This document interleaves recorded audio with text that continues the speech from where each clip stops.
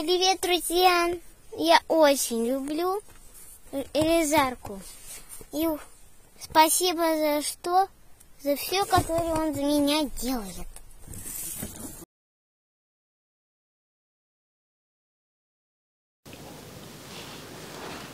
Да започнем с една формула, да се укротим?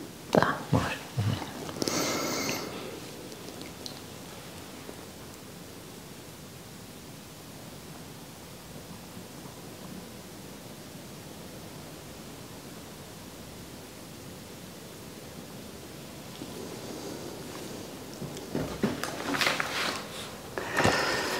Здравейте, приятели! Днес е 14-та част от нашата поредица въпроси на децата към Елиазар. Продължаваме с въпросите на Сияйна, която вече е на 7 годинки.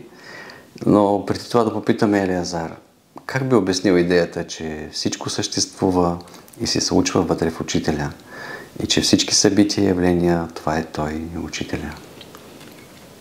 Думата учител е име на Бог и на по-високо ниво на Абсолюта. И всъщност това е източника и просто всичко се съществува в източника. Оттам излиза, там се връща, даже без да има избор. Всичко ще се върне в Бога, няма тук живи, няма умрели.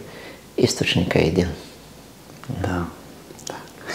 Благодаря ти. И така започваме въпросите на Сияйна. Първия, разкажи ни за Бога на пустинята. Бог на пустинята е велик изпитател. Пустинята е особено място, родина на нищото. Пустинята е особена мисъл на Бога. Пустинята е нещо в Бога, а не нещо в себе си. Тук важното е дали ти си в Бога. Ако си в любовта, ако си в Бога, пустинята те прегръща. В пустинята любовта към Бога е всичко. Пустинята изглежда като физическо място, но тя е отвъдно място. Тя е част от нищото. Пустинята е родина на духа. Пустинята е част от нищото, нашия древен дом на духа. Красотата на пустинята е нематериална. А тук водата не се пие, както в една книга писахме за афоризми за пустинята. Тук водата не се пие, а се целува и прегръща. Пустинята е рай не заради водата, а заради свободата. Пустинята е нищото, което ни лекува от сътворението. Духът на човека се ражда в пустинята, в нищото. В нищото, невидимото, живеем.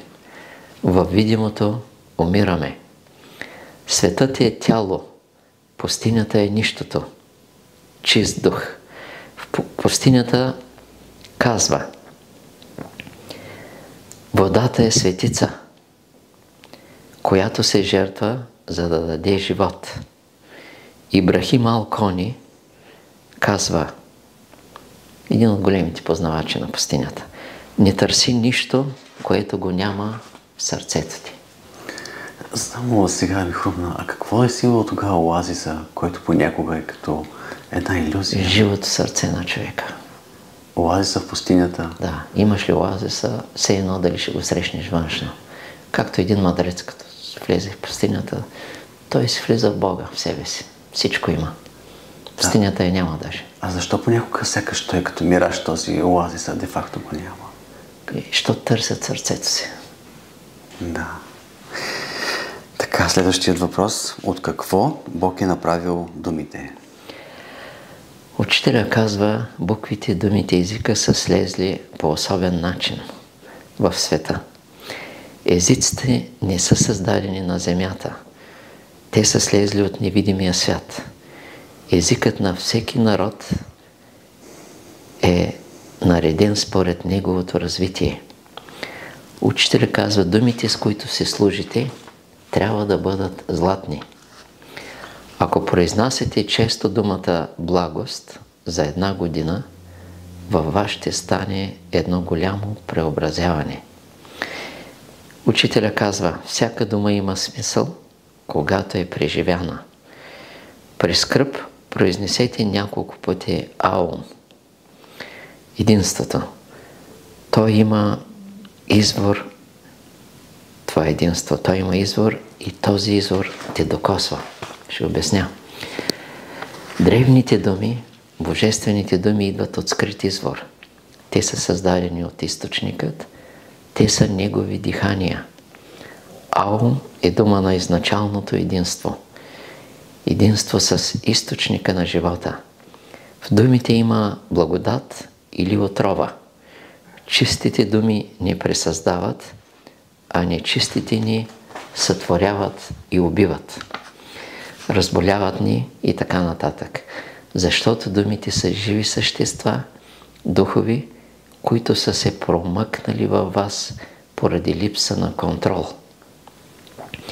Лошите думи са разрушителни духове, защото те са изгубили любовта и Бога, своят учител. Погледни своите думи и виж с какви думи и същества си се свързал. И най-малката критика и омраза, ти си вече пленен. Говорим най-малката. А това води и до болести след време. Но това е най-малкото, защото ти си неосъзнат. Тук ти вече нямаш право да произнасяш думата учителя, Бог и така нататък. Толкова е отговорно всичко. Чрез думите и чрез самата омраза и критика, ти вече си враг на себе си. Преди всичко враг на себе си. И така, първата практика на сътворените е очистване на думите, т.е. на духовите, и затова хората са изпратени на земята да учат буквите, думите, словото, азбуката. И затова учителят дава думата Анзохер. Мисли право. Означава, аз се превеждам. Завърни се в Бога, в центъра си, в същността си, в изначалната си чистота. Това е. Да. А може ли тази песен, Благост, която направите, тя да внася, да лекува, да... Всички тези песни са лечебни и тези 13-те, които направихме, да. И особено последната Бъде мистерия и Изида, всички са лечебни, който ги чуи, ако се настрои на фокус, ако се настрои на изкуствен интелект или на някой на ума, и да ги хареса и да не ги хареса, вече изгубва смисъла, изгубва. Тоест важно е да ги слушаш с душа. Всичко трябва да слушаш душа, защото абсолютно всичко е глас на Бога, даже и камък. Всичко е глас на Бога. Да, всичко е глас на Бога. Страхотно. Така, третия въпрос на Сияйна. Има прамайката, прататкото, прастарицата, прастарците. Кое е прадетето? Така, прамайката е любовта. Прататкото е мъдростта, прастарицата е любомъдрието. И затова тя казва: любовта е по-дълбока от всички чисти действия. Ашера. Прастарците са велика премъдрост, която е потопена в мистерията. А прадетето е чисто родената истина. И то казва както Христос. Ена, урха, шерара, хае. Арамейски. Аз съм пътят, истината и живота.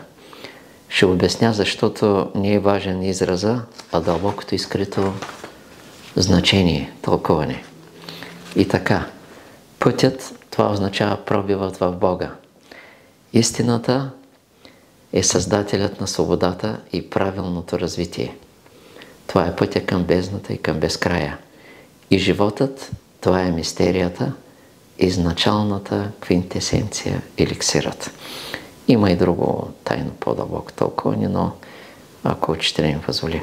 И още нещо. Говорил съм за лахма, хляба насъщен, арамейски, в стари лекции. Тук само ще спомена лахма или хлябът насъщен означава дай ни дълбоко разбиране за нещата. Нищо общо с хляб и тесто и така нататък. Дълбокото разбиране е покой, а покоят е друго име на лахма, хлябът насъщни. Има големи тайни в думите и в тълкуването. Само ще загадна и Хриш бен Рут. Външното тълкуване е само твоята воля, а навътре в дълбините е съвсем друго. Цялото бяло братство, не само частицата, която е на земята и в невидимия свят, не знаят това тълкуване. Но спирам да така. Защото дълбините са страшно нещо, беда и за духовните хора. Истината може да убива и духовни хора, пък да не говорим религиозни, светски богослови, които въобще не знаят. Значи, само на истината и на чистото прадете в есенциалния смисъл на думата е дадено да прониква във всички тези неща и това е много просто, защото прадетето е родено от истината. Тоест ти чрез прадетето в себе си проникваш тези дълбоки истини? Да, то е символ на изначалната чистота и на самата истинност. И там нещата се знаят, защото естествено е. Да. Една от песните, която направи, беше за Христос, стана много силна. Да. Господи Исусе Христе, сияй постоянно в мене. Да. Много мощно. Да. Добре, за следващият месец ще ни гостува Присян с своите въпроси. Той е на 7 годинки. Ще прочетем 2 от тях. Ти ще отговориш следващият месец. Кога е живял Бог? Единия въпрос. И откъде Елиазар знае толкова много? Освен от прадетето в себе си. Да, детска кръста. Това са въпроси, да. Детска кръста. Но отговор на Елиазар на този други въпрос е следващият ни разговор. И само да те попитам, би ли споделил от тези песни, които направихме тренестите, имаш ли някой, която особено така да те впечатли до момента, да ти вибежава? Да, аз като цяло не ги деля, нямам разделително съзнание и всичките са вид извисяване на различни видови души, но изида и най-вече последната песен Бъди мистерия. Те са така двете най-така. Да. Да открехнем, че правиш нов албум, подготвяш? Бавно, да. Да. Добре, много ти благодаря. Да.